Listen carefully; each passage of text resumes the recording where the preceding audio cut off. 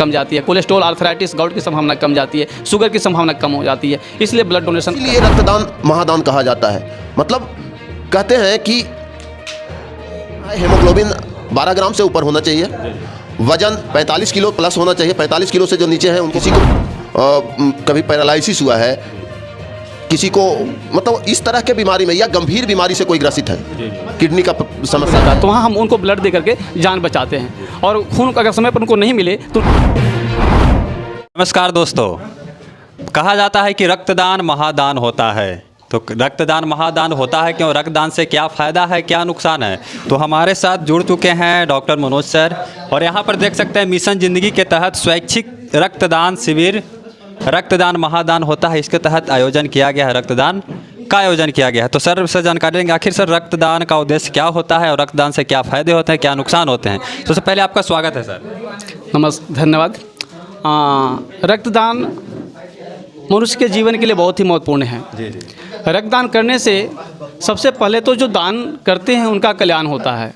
Blood donation करने से शरीर में BP, cholesterol, cancer, thyroid, gout, arthritis या जीवन में बहुत सी वैसी बीमारियां हैं जो होने की संभावना कम जाती है।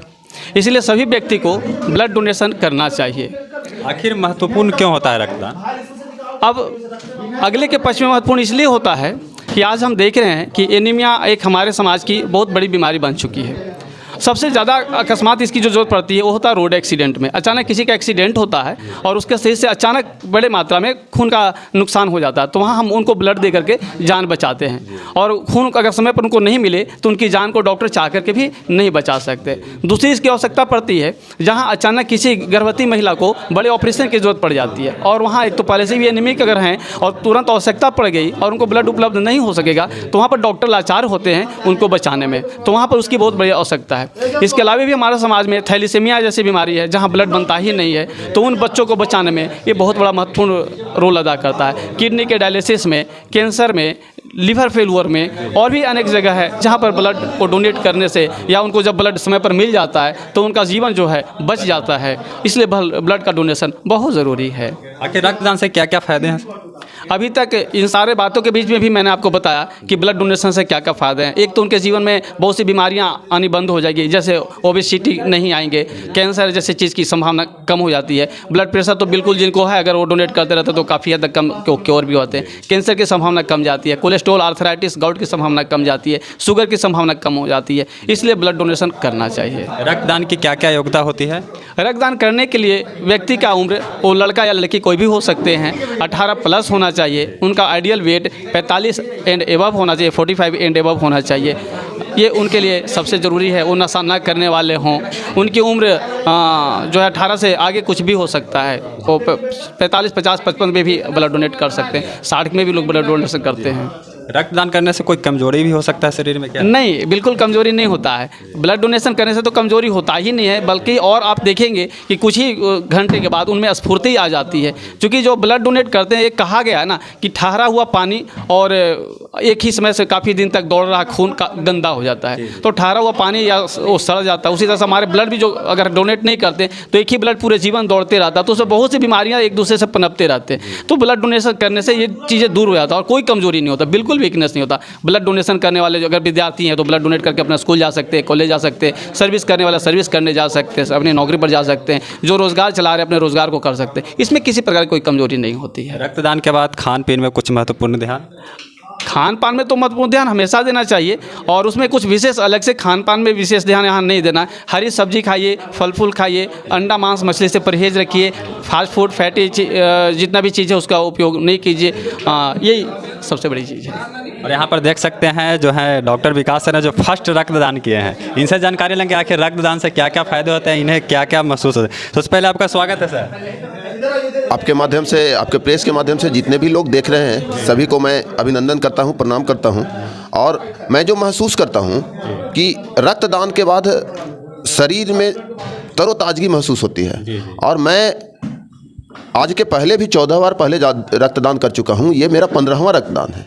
अच्छा, आप 14 बार पहले भी कर चुके हैं, ये 15वां रक्तदान है। 15वां रक्तदान है। और लोगों में भ्रांतियां फैली हुई है कि रक्तदान के बाद कमजोरी हो जाती है या लोग कमजोर हो जाते हैं और रक्त देने से, अपने लोगों को भी रक्त देने से दूर भागते हैं। लेकिन ऐसा नहीं है। मैं पहले भी रक्तदान किया हूं और आज भी रक्तदान कर रहा हूं। रक्तदान करने से शरीर को बहुत फ़ायदा होता है। बीपी का समस्या कम हो जाता है, शुगर का समस्या कम हो जाता है, कोलेस्ट्रोल कम हो जाता है। ये मतलब सारी चीज़ बैलेंस रहता है। और उसके साथ साथ सबसे महत्वपूर्ण बात जो है कि किसी के जीवन को बचाने में हम अपनी सहभागिता सुनिश्चित करते हैं। क्योंकि सभी लोग जानते हैं आप कि ये रक्त जो है वो किसी फैक्ट्री में, किसी कंपनी में नहीं बनती है। जो हम डोनेट करते हैं यही किसी के ज़िंदगी को बचाने के काम आता है। कहा जाता है कि रक्तदान महादान होता है। इसीलिए रक्तदान महादान कहा जाता है।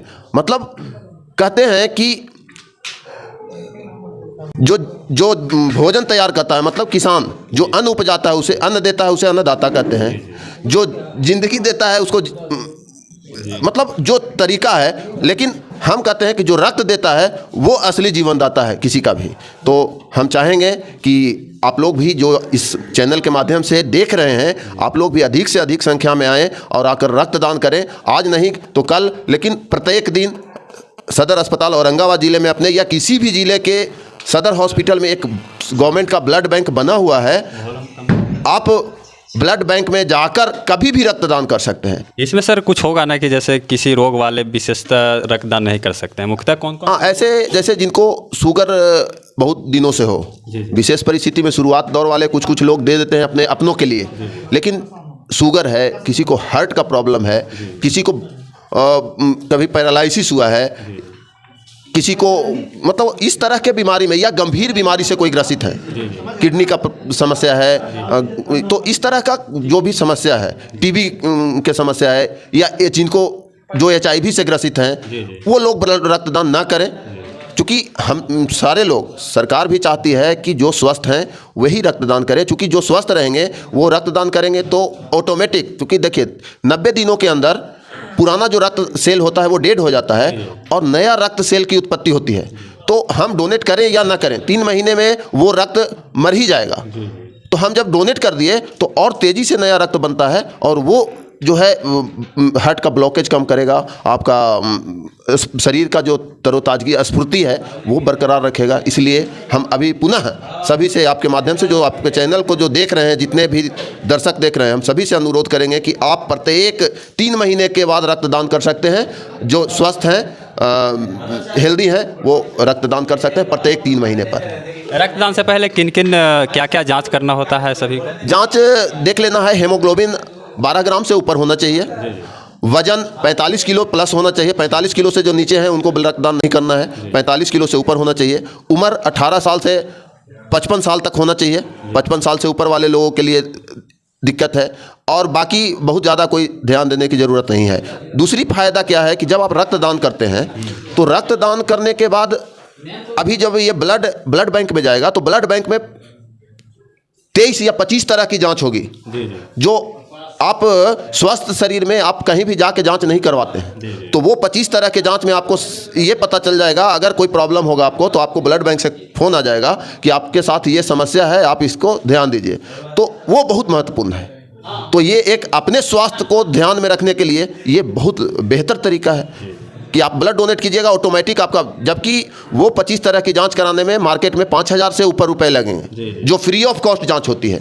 तो सदर अस्पताल औरंगाबाद जैसे ही ब्लड ये जाएगा तो मेजर जो है हेमोग्लोबिन, तो हम पहले देख सकते हैं कि हेमोग्लोबिन मेरा है या नहीं है, ये पहले देख लेते हैं। लेकिन उसके बाद की जो जाँचें हैं वो जांच ब्लड बैंक में होता है, और उसमें अगर कोई फॉल्ट होगा तो आपको सूचना में दे दिया जाएगा। क्योंकि फॉर्म, जो रजिस्ट्रेशन फॉर्म हम लोग भरते हैं, उसमें मोबाइल नंबर और सारा डिटेल्स के साथ भरा जाता है। तो ये फ़ायदे हैं हमारे लिए। बहुत सारे डॉक्टर मनोज सर एवं डॉक्टर विकास सर ने कई सारे फ़ायदे जो हैं रक्तदान के बताएं। और कोई बोलेंगे? तो जैसा कि कहा डॉक्टर मनोज सर एवं विकास सर से, और रक्तदान के बारे में आप क्या सोचते हैं, आप सभी कमेंट सेक्शन में कमेंट करके ज़रूर बताएं। जय हिंद।